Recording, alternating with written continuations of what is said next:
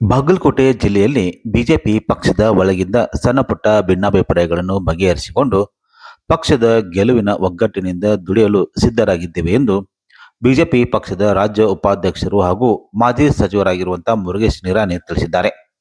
ಅವರು ಬೆಂಗಳೂರಿನಲ್ಲಿ ಮಾಧ್ಯಮ ಪ್ರತಿನಿಧಿಗಳೊಂದಿಗೆ ಮಾತನಾಡಿದ ಅವರು, ಬಾಗಲಕೋಟೆ ಜಿಲ್ಲೆಯಲ್ಲಿ ಪಕ್ಷದೊಳಗಿನ ಸಣ್ಣಪುಟ್ಟ ಸಮಸ್ಯೆ ಇರುವುದು ಸತ್ಯವಾದರೂ ಈಗಾಗಲೇ ಪಕ್ಷದ ವರಿಷ್ಠರೊಡನೆ ಸಮಾಲೋಚನೆ ನಡೆಸಿ ಶೇಕಡಾ 80ರಷ್ಟು ಸಮಸ್ಯೆಗಳನ್ನು ಯಶಸ್ವಿಯಾಗಿ ಬಗೆಹರಿಸಿಕೊಂಡಿದ್ದೇವೆ. ಮಾಜಿ ಮುಖ್ಯಮಂತ್ರಿ ಬಿ.ಎಸ್.ಯಡಿಯೂರಪ್ಪನವರ ಮಾರ್ಗದರ್ಶನದಲ್ಲಿ ನಮ್ಮ ಬಿಜೆಪಿ ಪಕ್ಷ ವಿಜಯ ಪತಾಕೆ ಹಾರಿಸಲೇಬೇಕೆಂಬ ಆಶಯಕ್ಕೆ ನಾವೆಲ್ಲರೂ ಒಮ್ಮತದಿಂದ ಒಪ್ಪಿದ್ದೇವೆ. ಈ ನಿಟ್ಟಿನಲ್ಲಿ ಬಾಗಲಕೋಟೆ ಜಿಲ್ಲೆಯಲ್ಲಿ ಪಕ್ಷದ ಅಭ್ಯರ್ಥಿಯನ್ನು ಯಾವುದೇ ಅಡೆತಡೆ ಇಲ್ಲದೆ ಗೆಲ್ಲಿಸುವ ಸಲುವಾಗಿ ನಾವೆಲ್ಲರೂ ಒಗ್ಗಟ್ಟಿನಿಂದ ಶ್ರಮಿಸಲು ಬದ್ಧರಾಗಿದ್ದೇವೆ ಎಂದರು. ಇದೇ ಸಂದರ್ಭದಲ್ಲಿ ಪಕ್ಷದ ಬಲವರ್ಧನೆ ಕುರಿತು ಮಾತನಾಡಿದ ಮುರುಗೇಶ್ ನಿರಾಣಿ, ವಿವಿಧ ಕಾರಣಗಳಿಂದ ಪಕ್ಷವನ್ನು ಬಿಟ್ಟು ಹೋದ ಎಲ್ಲ ಹಳೆಯ ನಾಯಕರನ್ನು ಮತ್ತು ಕಾರ್ಯಕರ್ತರನ್ನು ಯಾವುದೇ ಷರತ್ತುಗಳಿಲ್ಲದೆ ಮತ್ತೊಮ್ಮೆ ಪಕ್ಷಕ್ಕೆ ಸೇರಿಸಿಕೊಳ್ಳುವ ರಾಜ್ಯ ಕೋರ್ ಕಮಿಟಿಯಿಂದ ಅಧಿಕೃತ ಅನುಮತಿ ನೀಡಿದ್ದಾರೆ. ಪಕ್ಷಕ್ಕೆ ಮರಳಲು ಆಸಕ್ತಿ ಇರುವವರು ಮುಂದೆ ಬಂದಲ್ಲಿ ಬಾಗಲಕೋಟೆಯಲ್ಲಿ ಮತ್ತೊಮ್ಮೆ ಸಮಾಲೋಚನೆ ನಡೆಸಿ ಅವರನ್ನು ಗೌರವಯುತವಾಗಿ ಪಕ್ಷಕ್ಕೆ ಸೇರಿಸಿಕೊಳ್ಳಲು ನಾವು ಸಂಪೂರ್ಣ ಸಿದ್ಧರಿದ್ದೇವೆ ಎಂದು ತಿಳಿಸಿದರು. ಈ ಮೂಲಕ ಪಕ್ಷದ ಬಾಗಿಲು ಸದಾ ತೆರೆದಿರುತ್ತದೆ ಎಂದು ಸ್ಪಷ್ಟ ನೀಡಿದರು. ಇದೇ ಸಂದರ್ಭದಲ್ಲಿ ಬಾಗಲಕೋಟೆ ಅಭ್ಯರ್ಥಿಯಾಗಿ ನಾನು ಆಕಾಂಕ್ಷೆ ಇಲ್ಲ ಎಂಬುದು ಸ್ಪಷ್ಟನೆ ನೀಡಿದರು. ಏನೆಲ್ಲ ಮಾತನಾಡಿದ್ದಾರೆ ನೋಡಿ. ಎಲ್ಲ ಪ್ರಮುಖ ಪದಾಧಿಕಾರಿಗಳನ್ನು ಕರೆದು ಚರ್ಚೆ ಮಾಡಲಾಯಿತು. ನಮ್ಮಲ್ಲಿ ಬಾಗಲಕೋಟೆಯಲ್ಲಿ ಸಣ್ಣಪುಟ್ಟ ಅಸಮಾಧಾನ ಇರುವಂಥದ್ದು ಸತ್ಯ, ಒಪ್ಕೊಳ್ಳುವಂಥದ್ದನ್ನೇ ಎಲ್ಲ ಓಪನ್ ಆಗಿದೆ. ಅದನ್ನೆಲ್ಲ ಮೊನ್ನೆ ಎಲ್ಲ ಕರೆದು 80% ಸಮಸ್ಯೆಗಳನ್ನು ಪರಿಹಾರ ಮಾಡಿದ್ವಿ. ಇವತ್ತು ಮತ್ತೆ ಪ್ರಮುಖರನ್ನು ಬಾಗಲಕೋಟೆ ಜಿಲ್ಲೆಯವರು ಗದ್ದಿಗೌಡರ ನೇತೃತ್ವದಲ್ಲಿ ನಮ್ಮ ಗೋವಿಂದ ಕಾರಜೋಳ ಸಾಹೇಬರು, ನಂತರ ಚಿರಂಜಿ ಮಠ ಅವರು, ಪಿ.ಎಚ್. ಪೂಜಾರ್ ಅವರು, ನಾನು ರಾಜ ಮತ್ತು ಬಂಡಿಗೆ ನಾವು ಅಷ್ಟು ಕೂಡಿ ಸದಾನಂದ ಗೌಡ ಸರ್ ಎಲ್ಲರೂ ಚರ್ಚೆ ಮಾಡಿದ್ವಿ. ಯಡಿಯೂರಪ್ಪನವರು ಇದ್ದರು, ಯಡಿಯೂರಪ್ಪನವ್ರ ಮಾರ್ಗದರ್ಶನ ಹೇಳಿದರು. ಅಷ್ಟೇ ಏನು ಆ ಸಮಸ್ಯೆಗಳ ಬಗ್ಗೆ ಆಮೇಲೆ ಕೂತ್ಕೊಂಡು ಚರ್ಚೆ ಮಾಡೋಣ. ಭಾಳ ಸಣ್ಣಪಟ್ಟ ಸಮಸ್ಯೆಗಳಿದೆ. ಇವತ್ತು ಭಾರತೀಯ ಜನತಾ ಪಾರ್ಟಿ ಗೆಲ್ಲಬೇಕು, ಕಮಲ ಗೆಲ್ಲಬೇಕು. ಅದರ ಸಲುವಾಗಿ ಎಲ್ಲರೂ ಕೂಡ ಒಗ್ಗಟ್ಟಾಗಿ ಕೆಲಸ ಮಾಡಬೇಕಂತ ತೀರ್ಮಾನವನ್ನು ಕೊಟ್ಟಿದ್ದಾರೆ. ಅದರ ಸಲುವಾಗಿ ಅವ್ರು ಹೇಳಿರುವಂಥದ್ದು ನಾವೆಲ್ಲರೂ ಒಪ್ಕೊಂಡಿದ್ದೀವಿ. ನಾವು ಒಟ್ಟಾಗಿ ಒಂದಾಗಿ ಒಗ್ಗಟ್ಟಾಗಿ ಬಾಗಲಕೋಟೆ ಜಿಲ್ಲೆಯಲ್ಲಿ ನಾವು ಅಭ್ಯರ್ಥಿಯನ್ನು ಗೆಲ್ಲಿಸೋದ್ರ ಕಡೆ ಗಮನ. ನೀವು ಆಕಾಂಕ್ಷೆಯನ್ನು ಚರ್ಚೆ ಬಾಗಲಕೋಟೆ ವಿಧಾನಸಭೆಗೆ ಆಕಾಂಕ್ಷೆ ಅಲ್ಲ. ನ್ಯಾಷನಲ್ ಹೆರಾಲ್ಡ್ ಬಗ್ಗೆ ಮೇಜರ್ ಇದೆ. ಪಕ್ಷವನ್ನ ಬೇರೆ ಬೇರೆ ಕಾರಣದಿಂದ ಬಿಟ್ಟು ಹೋಗಿದ್ರು. ಅವೆಲ್ಲವರನ್ನ ಅನ್ಕಂಡೀಷನಲ್ ಆಗಿ ತೆಗೆದುಕೊಳ್ಳಲಿಕ್ಕೆ ರಾಜ್ಯ ಕೋರ್ ಕಮಿಟಿ ಪರವಾನಗಿ ಕೊಟ್ಟಿದ್ದಾರೆ.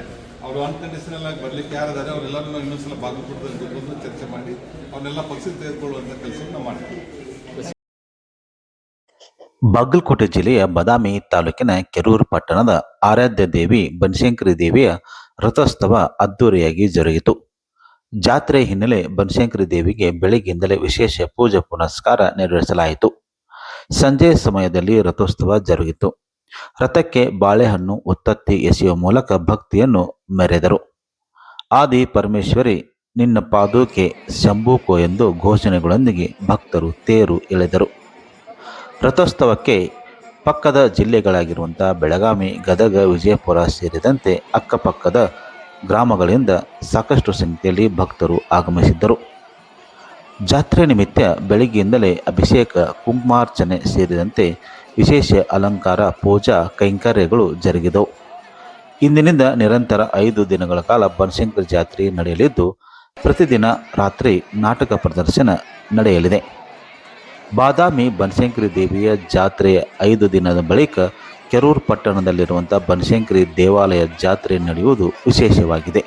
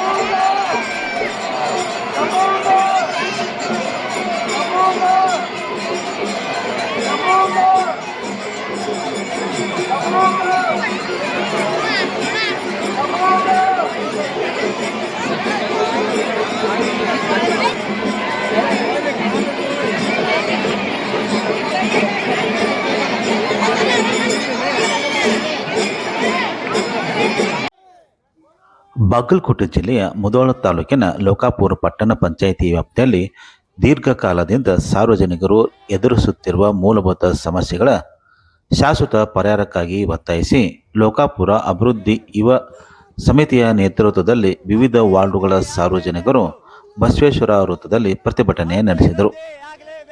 ಪಾದಯಾತ್ರೆ ಮೂಲಕ ಪಟ್ಟಣ ಪಂಚಾಯಿತಿಗೆ ತೆರಳಿ ಧರಣಿ ನಡೆಸಿ ಘೋಷಣೆ ಹಾಕಿದರು. ಪಟ್ಟಣ ಪಂಚಾಯಿತಿ ಅಧಿಕಾರಿಗಳು ಹಾಗೂ ಸಿಬ್ಬಂದಿಗಳ ದುರ್ವರ್ತನೆಗೆ, ಕೆಲಸಗಳ ವಿಳಂಬ ಮತ್ತು ಲಂಚದ ಆರೋಪಗಳ ವಿರುದ್ಧ ತೀವ್ರ ಆಕ್ರೋಶ ವ್ಯಕ್ತಪಡಿಸಿದರು. ಪ್ರತಿಭಟನಾ ಸ್ಥಳಕ್ಕೆ ಆಗಮಿಸಿದ ಜಿಲ್ಲಾ ಉಸ್ತುವಾರಿ ಸಚಿವರಾಗಿರುವಂಥ ಆರ್.ಬಿ. ತಿಮ್ಮಾಪುರ್ ಅವರು ಸಾರ್ವಜನಿಕರ ಮನವಿಯನ್ನು ಸ್ವೀಕರಿಸಿ ಮಾತನಾಡಿದರು.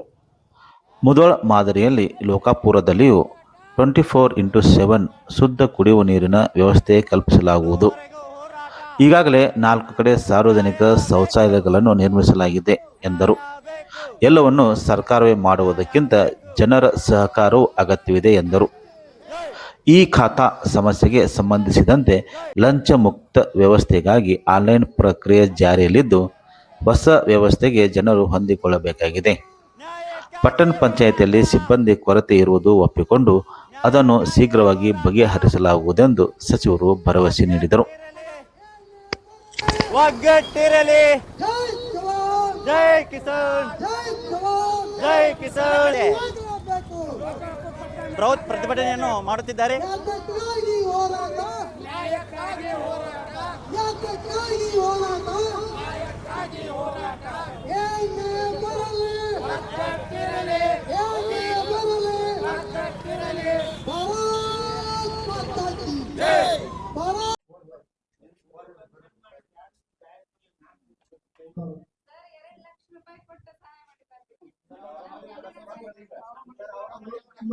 ನಾವು ಲಿಸ್ಟ್ ಮಾಡ್ಕೊಂಡು ತಮ್ಮ ಗಮನಕ್ಕೆ ತರ್ತಾ ಇದೀವಿ. ಯಾಕಂದ್ರೆ 5-6 ವರ್ಷದಿಂದ ನಾವು ಈ ಸಮಸ್ಯೆಗಳನ್ನ ಅನುಭವಿಸ್ತಾ ಇದ್ದೀವಿ.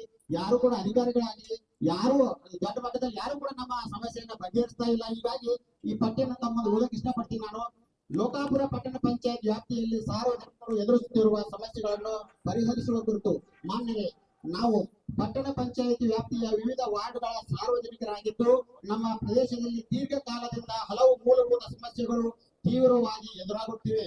ಈ ಬಗ್ಗೆ ಸಂಬಂಧಿಸಿದ ಅಧಿಕಾರಿಗಳಿಗೆ ಹಾಗೂ ಪಟ್ಟಣ ಪಂಚಾಯಿತಿಗೆ ಹಲವಾರು ಬಾರಿ ಮನವಿ ಮಾಡಿದರೂ ಕೂಡ ಇದುವರೆಗೆ ಯಾವುದೇ ಶಾಶ್ವತ ಪರಿಹಾರ ದೊರಕಿಲ್ಲ.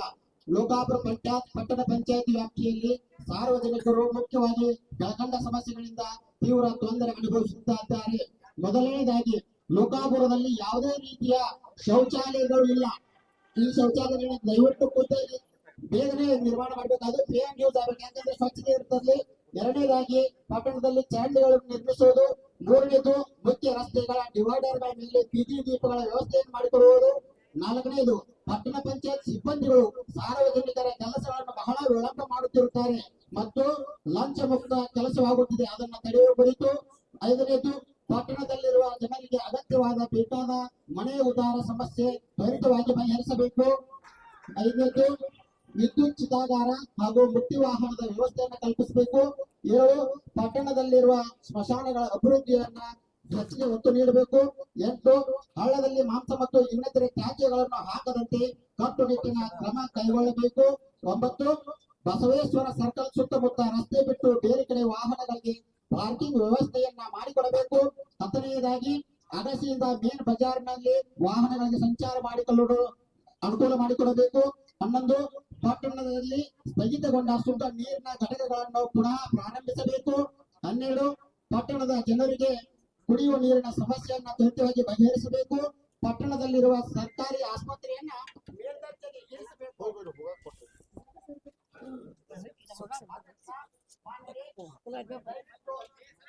ಈ ವಿಷಯದಲ್ಲಿ ತಕ್ಷಣ ಗಮನ ಹರಿಸಿ ಸಂಬಂಧಪಟ್ಟ ಪಟ್ಟಣ ಪಂಚಾಯತ್ ಅಧಿಕಾರಿಗಳಿಗೆ ಹಾಗೂ ಸೂಕ್ತ ಇಲಾಖೆ ನಿರ್ದೇಶನವನ್ನು ನೀಡಿ ಮೇಲ್ಕಂಡ ಸಮಸ್ಯೆಗಳಿಗೆ ಶೀಘ್ರ ಹಾಗೂ ಶಾಶ್ವತ ಪರಿಹಾರವನ್ನು ಕಲ್ಪಿಸಿಕೊಡಬೇಕಾಗಿ ದಯವಿಟ್ಟು ತಮ್ಮಲ್ಲಿ ಮನವಿ.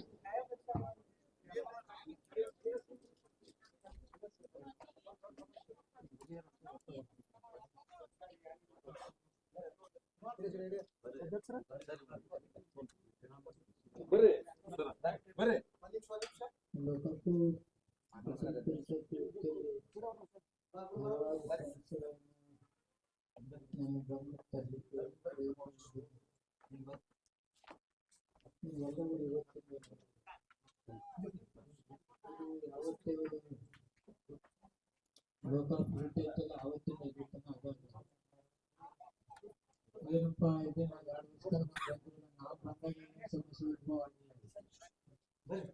20 ವರ್ಷ 30 ವರ್ಷ ಅಧಿಕಾರದಲ್ಲಿದ್ದವ್ರು ಏನು ಮಾಡಿದ್ದಾರೆ ಅದಕ್ಕಿಂತ ಹೆಚ್ಚಿಗೆ ನಾವು ಮಾಡಿದ್ವಿ. ಶೌಚಾಲಯ ನಿರ್ಮಾಣಗಳು ನಾವು ಮಾಡಿದ್ವಿ. 2 ಕಡೆ ಶೌಚಾಲಯ ನಾವು ಶಿವನ ಶೌಚಾಲಯ 2 ಕಡೆ 3 ಕಡೆ ನಾನು ಬಂದ ನಂತರ 3 ಕಡೆ ಶೌಚಾಲಯಗಳು ಮೊದಲು ಎಷ್ಟಾಗಿತ್ತು ಅಲ್ಲ ಎಷ್ಟು ನಾನು ಕೇಳ್ತಾ ಇದ್ದೀನಿ ಮೊದಲು ಇಲ್ಲಿವರೆಗೆ ಎಷ್ಟು ಶೌಚಾಲಯಗಳಾಗಿದ್ದೀವಿ ಒಂದರಾಗಿದ್ದ ನಾನು ಬಂದ ನಂತರ 3 ಶೌಚಾಲಯಗಳನ್ನು ಮಾಡಿದ್ದೆ ಆಯ್ತಾ. ವ್ಯವಸ್ಥೆ ನೋಡಪ್ಪ ನೀವು ಕೇಳಿಲ್ಲ ನಾವು ನಮ್ಮ ಶೌಚಾಲಯ ನಮ್ಮ ಊರಿಗೆ ಎಲ್ಲವೂ ಸರ್ಕಾರನ ಮಾಡಕ್ಕಾಗುದಿಲ್ಲ. ನಾವು ಅದಕ್ಕೆ ಕೈ ಜೋಡಿಸ್ಬೇಕು. ಏನ್ ಕೈ ಜೋಡಿಸಿದ್ರೆ ನೋಡಿ ನಾನು ಮಾತಾಡ್ತೀನಿ ನೀನ ಮಾತಾಡಕ್ಕಲ್ಲ ನೀವೆಲ್ಲ ಕೂತಿದ್ದೀರ. ಶೌಚಾಲಯಗಳ ರಿಪೇರಿಗೆ ಮತ್ತೊಂದಕ್ಕೆ ನಾವು ಓಣಿಯಲ್ಲಿ ಒಂದು ಟೀಮ್ ಮಾಡ್ಕೊಂಡು ಅದಕ್ಕೆ ನಾವು ದುಡ್ಡು ಕೂಡಿಸಿ ನಾವು ನಂದಪ್ಪ ಅನ್ನುವಂಥ ಭಾವನೆಗೆ ಬಂದ್ರೆ ಸರ್ಕಾರ ಮಾಡಿದ ಕೆಲಸ ಉಳಿತದೆ. ಎಷ್ಟು ಶೌಚಾಲಯಗಳನ್ನ ಕಟ್ಟಿದ್ರು ಅಷ್ಟೇ. ಎಲ್ಲಿ ಸಿಕ್ಕಲ್ಲೇ ನೀರು ಹಾಕೋದು ಎಲ್ಲಿ ಸಿಕ್ಕಲ್ಲೇ ನಾನು ಟೈಮ್ನಲ್ಲಿ 3 ಮಾಡಿದ್ದೀನಿ ಪ್ರಾರಂಭ ಮಾಡಿದ್ದೀನಿ. ಚರಂಡಿ ಒಂದು ಹೇಳಿ ಅದು ಮಾಡ್ತಾ ಇದ್ದೀವಿ. ಇನ್ನೊಂದು ಯಾವ ವೇಳೆ ಮಾಡೋದು ಏನು ತೊಂದರೆ ಇಲ್ಲ. ಡಿವೈಡರ್ ಬೀಜ ಹಾಕೋದು ದೀಪ ಹಾಕೋದು ಮಾಡೋದು ವಿಳಂಬ ಯಾಕೆ ಆಗ್ತಿದೆ ಅಂದ್ರೆ ಹೊಸ ಸಿಸ್ಟಮ್ ತರ್ತಾ ಇದ್ದೀವಿ. ಆನ್ಲೈನು ಇದು ಏನೇನು ತರ್ತಾ ಇದ್ದೀವಿ ಈ ಖಾತಾ ಅದಕ್ಕೂ ಅಡ್ಜಸ್ಟ್ ಆಗ್ಬೇಕು. ಸಿಬ್ಬಂದಿ ಕಡಿಮೆ ನಾನು ಹೇಳ್ತಿದ್ದೀನಿ ನೀವು ಒಟ್ಟು ಬಂದಿದ್ದೀನಿ ಕಡಿಯಪ್ಪನ ಹೇಳಿದಂತ ಮಾತಾಡ್ತಾರೆ ನಾನು ತಗೊಳಕ್ಕೆ ಬಂದಿದ್ದೀನಿ. ನೀವು ಪ್ರಯತ್ನ ಮಾಡೋದು ಮಾಡ್ಕೊಳ್ಳಿ. ನಾನು ನನ್ನ ಕನ್ಸೋಳಕ್ಕೆ ನಾನು ಇಲ್ಲಿ ಬಂದಿದ್ದೀನಿ ಬಂದಾಗ ಅದು ಗೌರವ ಇರ್ತಕ್ಕಂಥದ್ದು. ಪಟ್ಟಣ ಪಂಚಾಯತಿ ಸಿಬ್ಬಂದಿ ಬಗ್ಗೆ ರಾಜ್ಯ ತುಂಬ ಇದೆ. ಅದು ನಾನು ಗಮನಿಸಬೇಕಾಗ್ತದೆ. ಅದು ಹೆಚ್ಚಿಗೆ ಕೊಡ್ತಕ್ಕಂಥ ಕೆಲಸ ನಾವು ಮಾಡೋದು ಭಾಳ ಕಡೆ ಇಲ್ಲ. ನಾನು ಒಪ್ಪಲೇಬೇಕು. ನಾನು ತಪ್ಪತ್ತೆ ಒಪ್ಕೊಂಡಿದ್ರೆ ನಾನು ರಾಜಕಾರಣ ತಪ್ಪನ್ನು ಒಪ್ಕೊಳ್ಬೇಕಾಗ್ತದೆ. ಮನೆ ಉದ್ದಾರ ಅದೇ ಹೇಳಿದ್ರಲ್ಲ ಹೊಸ ಸಿಸ್ಟಮ್ ತರ್ತಾ ಇದ್ದೀವಿ. ಆ ಹೊಸ ಸಿಸ್ಟಮ್ ನಾವು ಅಡ್ಜಸ್ಟ್ ಆಗಬೇಕು. ಆ ಹೊಸ ಸಿಸ್ಟಮ್ ಅಡ್ಜಸ್ಟ್ ಆಗುವಂತೆ ತೊಂದರೆ ಇರುತ್ತೆ.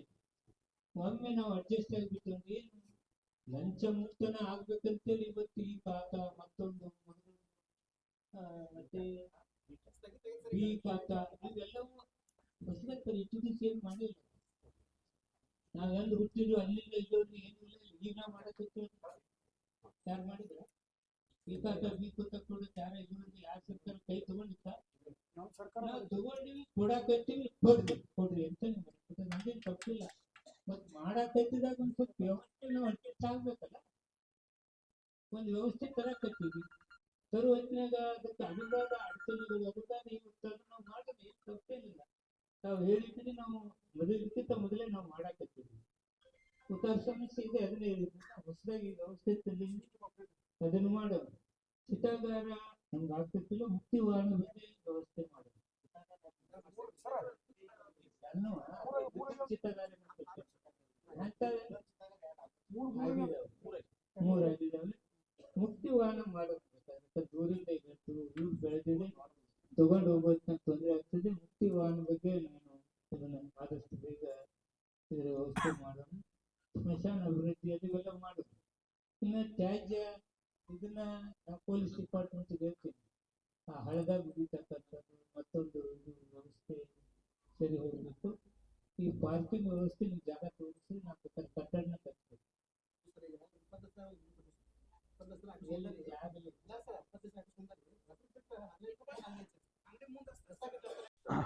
ಸರ್, ಈಗ ಈ ಮೇಳದಲ್ಲಿ ಈಗ ದಾಳಿಂಬೆ ಬಗ್ಗೆ ಒಂದು ಇನ್ನೂ ವಿಶೇಷವಾಗಿ ನೀವು ಅಭಿವೃದ್ಧಿ ಮಾಡಿದ್ದೀರಿ. ಅದು ಯಾವ ಥರ ಮಾಡಿದ್ದೀರಿ? ಮತ್ತು ಯಾಕಂದರೆ ಈ ನಮ್ಮ ಭಾಗದಲ್ಲಿ ಕಲಾದಿಗಿರ್ಬೋದು ಬೇರೆ ಬೇರೆ ಈ ತೋಟಗಾರಿಕೆ ಹಣ್ಣುಗಳು ಬೆಳೆಯುವ ನಿಟ್ಟಿನಲ್ಲಿ ದಾಳಿಂಬೆ ಹೆಚ್ಚಾಗಿ ಬೆಳೀತಾರೆ. ಮತ್ತು ಅದಕ್ಕೆ ರೋಗಗಳು ಬರುವ ಸಾಧ್ಯತೆ ಇದೆ. ಆ ತಡೆಯಲ್ಲಿ ನೀವು ಈ ಸಲ ಏನೋ ಒಂದು ಡೆವಲಪ್ ಮಾಡಿದ್ದೀರಿ? ಖಂಡಿತವಾಗಿಯೂ ನಮ್ಮ ಈಗ ಏನು ದಾಳಿಂಬೆ ಈ ಭಾಗದಲ್ಲಿ ಅಥವಾ ಕರ್ನಾಟಕದಲ್ಲಿ ಸುಮಾರು ಜಿಲ್ಲೆಗಳಲ್ಲಿ ದಾಳಿಂಬೆಯನ್ನು ಬೆಳೀತಾ ಇದ್ದಾರೆ.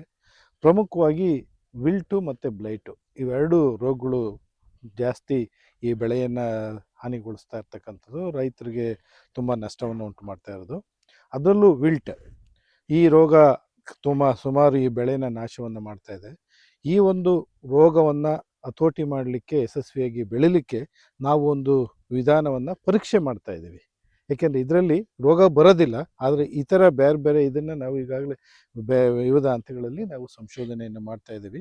ಇದನ್ನು ನಮ್ಮ ವಿಜ್ಞಾನಿಯಾದಂಥ ಡಾಕ್ಟರ್ ಆನಂದ ನಂಜಪ್ಪನವರು ಮಾಡ್ತಾ ಇದ್ದಾರೆ.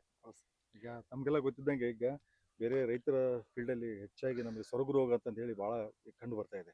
ಅದು ಹಲವಾರು ಕಾರಣಗಳಿಂದ ಹರಡ್ತಾ ಇದೆ. ಮೊದಲನೇದಾಗಿ ಒಂದು ರೋಗ, ಅದ್ರ ಜೊತೆಗೆ ಮತ್ತೆ ಮಣ್ಣಲ್ಲಿರ್ತಕ್ಕಂಥ ಕೆಲವೊಂದು ರೋಗಗಳ ಮುಖಾಂತರ ಕೂಡ ಅದು ಸ್ಪ್ರೆಡ್ ಆಗ್ತಾ ಇದೆ.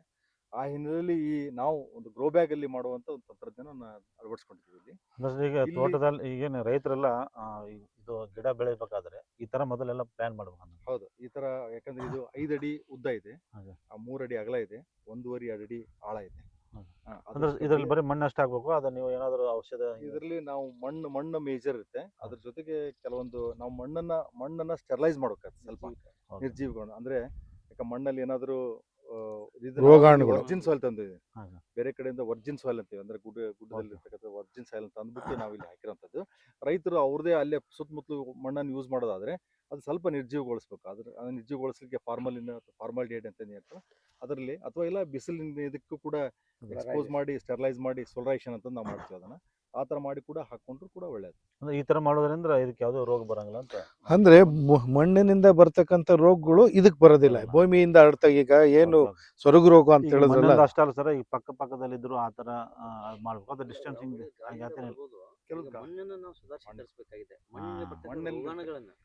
ಇದು ಬರೀ ಕೇವಲ ಏನು ಮಣ್ಣಿನಿಂದ ಮಾತ್ರ ಬರುವಂತ ಮಣ್ಣಿನಿಂದ ಬರ್ತಕ್ಕಂಥ ರೋಗಗಳು ಅವನ್ನು ಕೂಡ ಮ್ಯಾನೇಜ್ ಮಾಡ್ಬೇಕು. ಈಗ ಏನು ನಾವು ಸೊರಗು ರೋಗ ಅದು ಹೆಚ್ಚಿನ ಹಾನಿಯನ್ನು ಉಂಟು ಮಾಡ್ತಾ ಇರೋದು, ಅದನ್ನ ತಡೆಗಟ್ಟಲಿಕ್ಕೆ. ಮತ್ತೆ ಈಗೇನಂದ್ರೆ ಮಣ್ಣು ಸಮಸ್ಯೆಗಳು ಜಾಸ್ತಿ ಇದೆ. ಎಲ್ಲಿ ಸಮಸ್ಯಾತ್ಮಕ ಮಣ್ಣಿದೆ ಅಂತ ಜಾಗದಲ್ಲಿ ನಾವು ಇದನ್ನ ಮಾಡ್ಬೋದು. ಈ ಸೌಳು ಜೌಳು ಇರೋ ತಗೋಬೇಕಾದ್ರೂ ನಾವು ಮಾಡ್ಬೋದು. ಈ ಒಂದು ಇದನ್ನ ಎಲ್ಲಿ pH ಇದನ್ನ ಅಥವಾ ಸಮಸ್ಯೆ ಇದೆ ಅಂತ ಕಡೆನೂ ಸಹ ನಾವು ಈ ಬೆಳೆಯನ್ನ ಬೆಳಿಬಹುದು. ಈಗ ಈ ಮೇಳದಲ್ಲಿ ಇದು ಪ್ರಥಮವಾಗಿ ನೀವು ಪ್ರದರ್ಶನ ಮಾಡಿದ್ದೀರಿ? ಹೌದೌದು, ನಾವು ಇದೇ ಈ ವರ್ಷದಿಂದನೇ ಸರ್, ಇದು ಈ 2000 ದಿನಲೂ ಆಗ್ಬೋದು ನಿಮ್ಗೆ ಸಕ್ಸಸ್ ಅಂತ ತೋರಿಸ್ಲಿಕ್ಕೆ. ಅಟ್ಲೀಸ್ಟ್ 1-2-3 ಕ್ರಾಪ್ ಬಂದಾಗ ನಮ್ಗೆ ಗೊತ್ತಾಗುತ್ತೆ. ಒಂದು ಕ್ರಾಪ್ 2 ಕ್ರಾಪ್ ಬಂದಾಗ ಅಲ್ಲ, ಮೊದಲ ಒಂದು 3-4 ವರ್ಷ ಯಾವುದೇ ರೀತಿ ಸಮಸ್ಯೆ ಬರೋದಿಲ್ಲ. ಯಾಕೆಂದ್ರೆ ಇಲ್ಲಿ ನಾವು ಏನು ಗೊಬ್ಬರವನ್ನ ಅಥವಾ ಮಣ್ಣನ್ನ ಹಾಕಿದೀವಿ, ಈ ಒಂದು ಜಾಗ 5-6 ವರ್ಷ ಆದ್ಮೇಲೆ ಸಾಕಾಗುತ್ತೋ ಹೆಂಗೆ ಅಥವಾ ಬೇರೆ ಏನಾದ್ರು ಇದಾಗ್ತಾವ ಅಂತಕ್ಕಂಥದ್ದನ್ನ ನಾವು ಅಧ್ಯಯನ ಮಾಡಬೇಕಾಗಿದೆ. ಈ 3-4 ಬೆಳೆ ತನಕ ಯಾವುದೇ ರೀತಿ ಸಾಮಾನ್ಯವಾಗಿ ಸಮಸ್ಯೆ ಆಗೋದಿಲ್ಲ. ಈಗ ಇದು ಏನು ಸಂಶೋಧನೆ ಮಾಡಿರಲ್ಲ, ಇದು ಈಗಾಗಲೇ ಯಾರ ರೈತರ ಜಮೀನಿನಲ್ಲಿ ಏನಾದ್ರು? ಹೌದೌದು, ಖಂಡಿತವಾಗಿ. ಇದನ್ನ ದೇವನಹಳ್ಳಿನಲ್ಲಿ ಈಗ ಆಲ್ರೆಡಿ ಒಂದು ರೈತರ ಚಿಕ್ಕಬಳ್ಳಾಪುರದ ಹತ್ರ ರೈತರ ಜಮೀನಲ್ಲಿ ಅವರು ಶುರು ಮಾಡಿದ್ದಾರೆ. ಮತ್ತೆ ಅದಕ್ಕೆ ನಮ್ಮ NRC ಏನು ಪೊಮಗ್ರನೇಟ್ ಇರ್ತಾರೆ ಆ ವಿಜ್ಞಾನಿಗಳ ಒಂದು ಸಹಕಾರದೊಂದಿಗೆ ನಮ್ಮ ವಿಜ್ಞಾನಿಗಳು ಸಹ ಅಲ್ಲಿ ಹೋಗಿದ್ದಾರೆ. ಆ ರೈತರ ಜಮೀನಲ್ಲಿ ಈಗಾಗಲೇ ಅದನ್ನ ಬೆಳೆಯಲಾಗ್ತದೆ. ಅಲ್ಲಿಗ 4 ವರ್ಷದ ಒಂದು ಬೆಳೆ ಇದೆ. ಅದನ್ನ ನಾವು ಇಲ್ಲಿ ಸ್ವಲ್ಪ ವೈಜ್ಞಾನಿಕವಾಗಿ ಇನ್ನೂ ಸಿಸ್ಟಮೆಟಿಕ್ ಆಗಿ ಅದನ್ನ ಮಾಡಿ ಅದನ್ನ ಅಧ್ಯಯನ ಮಾಡಿ ರೈತರಿಗೆ ಈ ಒಂದು ತಾಂತ್ರಿಕತೆ ತಿಳಿಸ್ಬೇಕು ಅನ್ನೋ ದೃಷ್ಟಿಯಿಂದ ಇದನ್ನ ನಾವಿಲ್ಲಿ ಮಾಡ್ತಾ ಇದೀವಿ. ಓಕೆ.